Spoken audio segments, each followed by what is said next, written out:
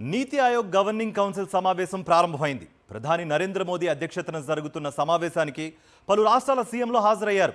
తెలంగాణ, తమిళనాడు, కర్ణాటక, కేరళ, హిమాచల్, పంజాబ్, జార్ఖండ్, పుదుచ్చేరి రాష్ట్రాల సీఎంలు సమావేశాన్ని బహిష్కరించారు.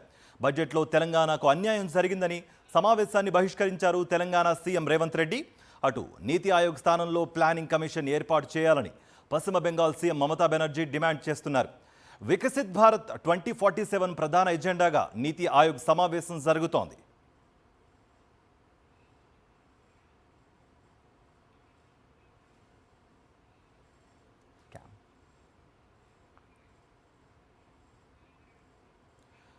ఇదే అంశానికి సంబంధించి మరింత సమాచారం మా ఢిల్లీ ప్రతినిధి వెంకటేష్ అందిస్తారు. వెంకటేష్, నీతి ఆయోగ్ గవర్నింగ్ కౌన్సిల్ సమావేశం రాష్ట్రపతి భవన్లోని కల్చరల్ సెంటర్లో ప్రారంభమైంది.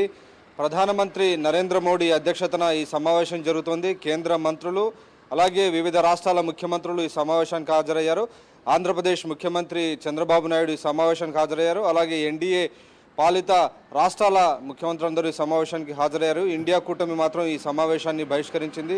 ప్రధానంగా తెలంగాణ రాష్ట్రానికి బడ్జెట్లో సరైన కేటాయింపులు జరగలేదని, అన్యాయం జరిగిందని నిరసనగా ఈరోజు రేవంత్ రెడ్డి ఈ నీతి ఆయోగ్ సమావేశాన్ని బహిష్కరించినటువంటి పరిస్థితి. అలాగే ఇటు కర్ణాటక, కేరళ, తమిళనాడు రాష్ట్రాలకు సంబంధించిన ముఖ్యమంత్రులు కూడా ఈ నీతి ఆయోగ్ సమావేశాన్ని బహిష్కరించినటువంటి పరిస్థితి. సో మొత్తానికి ఇటు ఎన్డీఏ రాష్ట్రాల ముఖ్యమంత్రులు మాత్రమే ఈ సమావేశానికి హాజరైన నేపథ్యంలో ఈరోజు జరిగేటువంటి సమావేశం 9:30 నుంచి సాయంత్రం 5 గంటల వరకు కూడా జరగబోతోంది. సో కీలకమైనటువంటి సమావేశంలో ప్రధానంగా భారత్ను 2047 కల్లా అభివృద్ధి చెందిన దేశంగా మార్చే దిశగా ఎలాంటి వ్యూహాన్ని అనుసరించాలో దానిపైన రాష్ట్రాలు ఎలాంటి సూచనలు, సలహాలు కూడా తీసుకోబోతున్నారు. అలాగే రాష్ట్రాలతో కేంద్ర ప్రభుత్వం సఖ్యతను మరింత పెంచుకొని సమన్వయంతో ముందుకు వెళ్లే విధంగా ప్రణాళికలు రూపొందించే విధంగా కూడా ఈ సమావేశంలో చర్చలు జరపబోతున్నారు.